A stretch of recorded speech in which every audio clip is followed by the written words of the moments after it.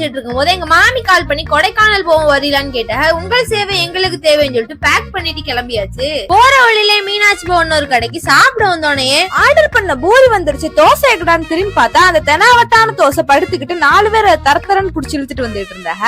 என்னங்கன்னு கேட்டா இது பேர் ராக்கெட் ரோஸ்டா, என்ன பறக்கவே இல்லைன்னு கேட்டா பத்த வச்சு பாருங்க பறக்கும் சொல்லிட்டு ஒரு முறை போட போயிட்டாப்ல. சரி நம்ம வேலையை பாப்போம் டிராவலை கண்டினியூ. போற வழியிலே நொங்கு வாட்டர் மிலான்லாம் இருந்துச்சு. அதையும் வாங்கி அடிச்சுட்டு அப்படியே போயிட்டு இருந்தோம். ரொம்ப நேரமா போயிட்டு இருக்கோம். கொடைக்கானல் வருதோ இல்லையோ நம்ம எல்லாருக்கும் வாந்தி வர ஆரம்பிச்சிருச்சு. சரி வண்டியில எடுத்துக்கடா நிறுத்தி அங்க ஒரு பலாப்பழத்தை வாங்கி அடிச்சாச்சு.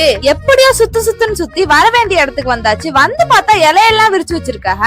என்னடா ரூம்ல நின்றுகிட்டு இருந்து நம்ம இங்க வந்து உட்கார்ந்து இருக்கமேன்னு பார்த்தா அந்த ஹைதராபாத் பிரியாணி ஸ்மெல்லே நம்மள இங்க இழுத்துருச்சு. சரி இலைய குளிப்பாட்டிட்டு இருக்கும் போதே அவ நம்மளுக்கு அன்பா சாப்பாடு பரிமாறிக்கிட்டு இருந்த. அடுத்து எங்க போறோம்னு வெயிட் பண்ணி பாருங்க. ஆட்டா பாய் பாய்.